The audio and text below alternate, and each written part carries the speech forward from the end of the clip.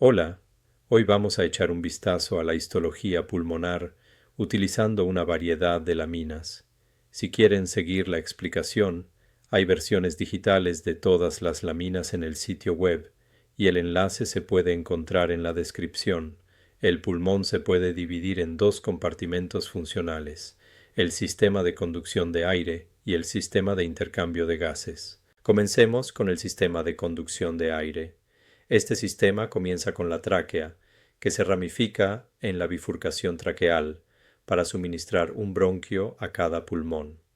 Estos bronquios producen ramas más pequeñas, conocidas como bronquios terciarios o segmentarios, que continúan ramificándose hasta convertirse en bronquiolos y, finalmente, en la unidad de conducción de aire más pequeña, el bronquiolo terminal. Entonces, lo que buscamos es una serie de tubos que son más fáciles de ver en sección transversal como perfiles redondos. Esta es una lámina de pulmón inflado de gato. A baja magnificación podemos ver muchas estructuras tubulares redondas. Así que hagamos zoom en la más grande. Esto es un bronquio. Está acompañado por vasos sanguíneos y nervios. El bronquio tiene una estructura en capas. Comencemos con el epitelio, la capa que forma el límite entre la luz, el espacio interior, y el tejido subyacente. El epitelio aquí es columnar, pseudoestratificado y ciliado. Pseudoestratificado se refiere al hecho de que los núcleos de las células están a diferentes alturas y posiciones, dando la apariencia de que hay múltiples capas de células, cuando en realidad el epitelio tiene solo una célula de espesor. Columnar se refiere a la forma de las células, son altas y alargadas, y por último, la mayoría de las células son ciliadas, y podemos ver los cilios como proyecciones en forma de penacho desde la superficie apical de la célula. Hay dos tipos principales de células en el epitelio, las células ciliadas, que son más abundantes, y las células caliciformes productoras de moco. A veces podemos ver las células caliciformes con un citoplasma ligeramente más claro, formando una forma de copa redonda, de ahí proviene el nombre de célula caliciforme. El moco está ahí para atrapar la materia particulada que se inhala, mientras que los cilios desplazan el moco hacia las vías respiratorias superiores, hacia la tráquea y finalmente a la faringe, donde se traga. El epitelio se asienta sobre una fina capa de tejido conectivo, formada por colágeno y elastina, llamada lámina propia. Debajo de eso hay una pequeña capa de músculo liso, que puede controlar el diámetro del bronquio. Cuando se relaja, abre las vías respiratorias durante el ejercicio, pero el músculo también puede verse afectado por la histamina, que se libera durante las reacciones alérgicas causando broncoespasmo. Debajo del músculo liso verán mucho tejido glandular. Estas son glándulas seromucosas que producen aún más moco para que lo tosas y tragues. Este tejido es realmente plástico, lo que significa que responderá a circunstancias cambiantes, como la inflamación crónica de las vías respiratorias, durante la cual estas glándulas aumentan en tamaño y número.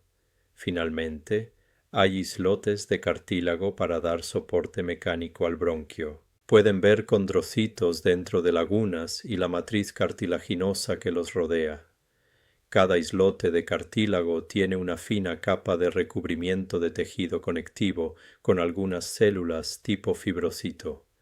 Este es el pericondrio y estas células son capaces de desarrollarse en condroblastos que reemplazan a los condrocitos maduros cuando mueren. Con bastante frecuencia habrá agregados linfoides alrededor de los bronquios, como pueden ver en esta imagen del pulmón de una ardilla. Estos son normales y parte del sistema inmunológico residente. Entonces, si esto es un bronquio, ¿qué es un bronquiolo?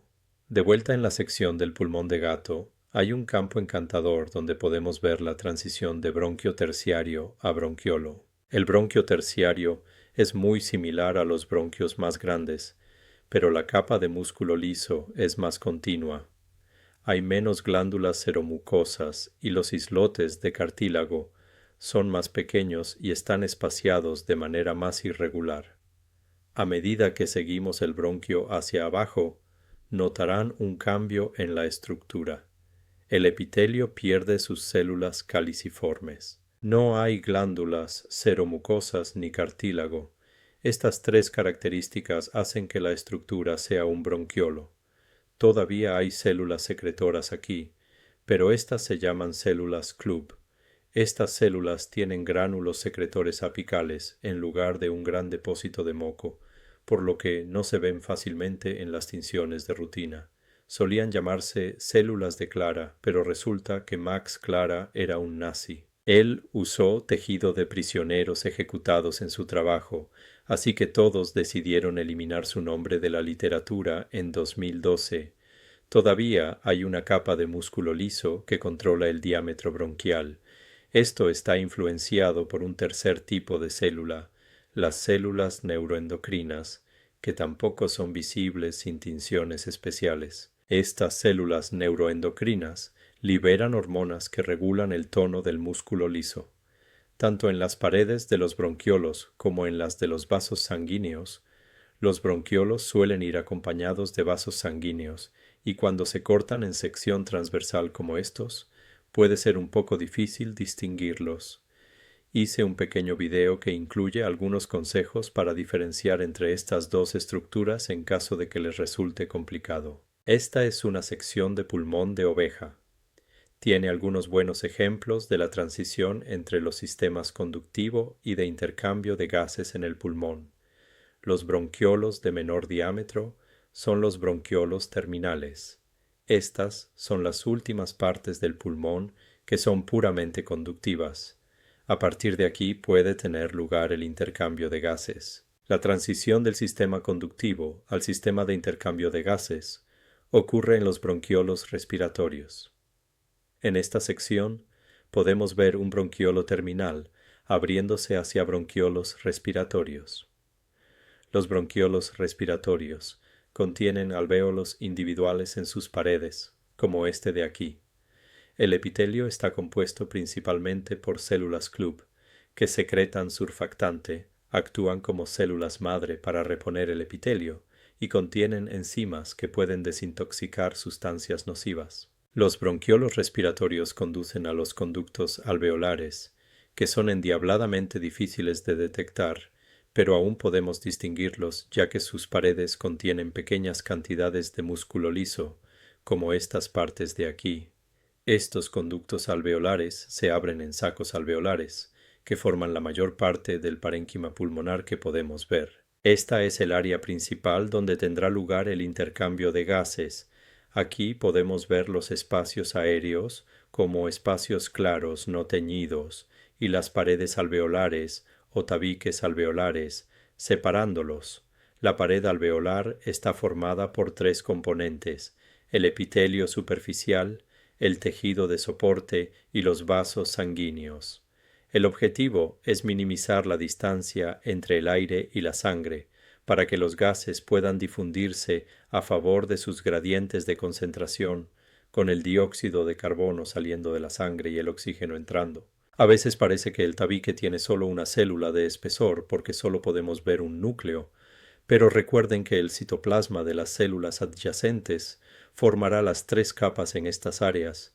Simplemente no podemos verlo con un microscopio óptico.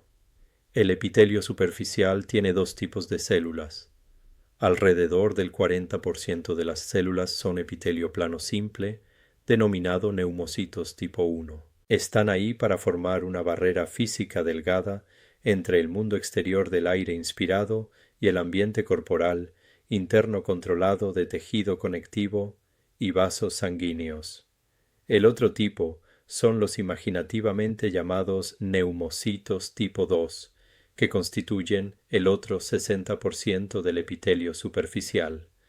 Aunque son mayores en número, los neumocitos tipo 2 solo cubren alrededor del 5% de la superficie alveolar. Los neumocitos tipo 2 secretan surfactante, una sustancia que reduce la tensión superficial del fluido, en el alveolo, evitando el colapso durante la expiración. En la práctica, es extremadamente difícil distinguir estos dos tipos de células. Si señalaras un núcleo aleatorio en el tabique alveolar y me preguntaras qué es, no podría decírtelo, pero podemos elegir ciertos núcleos que tienen ciertas características y adivinar qué son basándonos en esas características. Mi regla general es mirar los núcleos y el citoplasma. Un núcleo pequeño y plano con citoplasma imperceptible es probable que pertenezca a un neumocito tipo 1, y un núcleo más redondo con más citoplasma es probablemente un neumocito tipo 2. Debajo del epitelio hay un tejido conectivo mínimo con algunos fibrocitos que rodean los vasos sanguíneos. Los vasos sanguíneos en las paredes alveolares son capilares, por los que puede pasar un solo glóbulo rojo a la vez.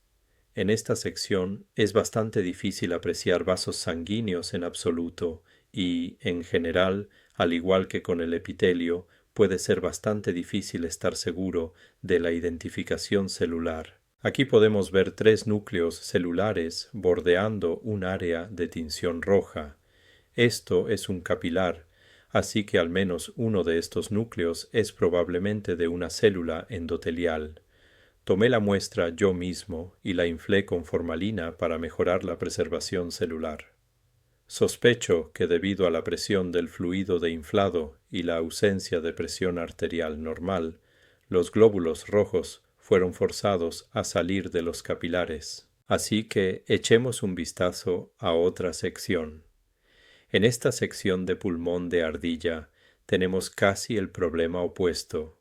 El epitelio pulmonar es bastante difícil de ver, pero podemos distinguir claramente los capilares en las paredes alveolares porque están llenos de glóbulos rojos. Otro tipo de célula residente también está presente en los pulmones. El macrófago alveolar. En la sección de pulmón de gato y ardilla, les costará encontrar uno, porque solo se vuelven realmente visibles durante la enfermedad. Afortunadamente, la sección de pulmón de oveja los muestra maravillosamente. Esta oveja tenía una condición llamada endocarditis, donde las bacterias forman placas en las válvulas cardíacas. Esta oveja en particular tenía las placas en las válvulas auriculoventriculares izquierdas. Esto significaba que cuando el ventrículo izquierdo se contraía, las válvulas no podían cerrarse correctamente y evitar que la sangre fuera forzada de regreso a la aurícula izquierda. Como consecuencia, hubo una acumulación de sangre en la circulación pulmonar y un aumento de la presión arterial en los capilares alveolares. El aumento de la presión fuerza a los glóbulos rojos a salir de la circulación y entrar en los tabiques alveolares y los espacios aéreos alveolares. Aquí, los macrófagos alveolares los engullen. Cualquier macrófago que fagocita un glóbulo rojo tiene que lidiar con el hierro en la hemoglobina, que se metaboliza a hemosiderina, formando acumulaciones de color marrón amarillento en el citoplasma en otros tejidos. Estos macrófagos con gránulos dorados se llaman hemosiderófagos, pero en este caso se llaman células de insuficiencia cardíaca, debido a la patología subyacente a su presencia. Así que ese fue un recorrido rápido por la histología del pulmón. Si todavía están viendo en este punto, bien hecho. Quizás encontraron útil este video y considerarían suscribirse o darle un me gusta. Pueden dejar un comentario abajo si tienen alguna pregunta o si quieren sugerir un tema de histología para el próximo video. Si quieren más contenido sobre histología normal, pueden ver este video sobre histología del ojo o dirigirse a la página del canal donde debería haber una serie sobre histología normal de una amplia variedad de otros animales. Gracias por ver y hasta la próxima. Adiós.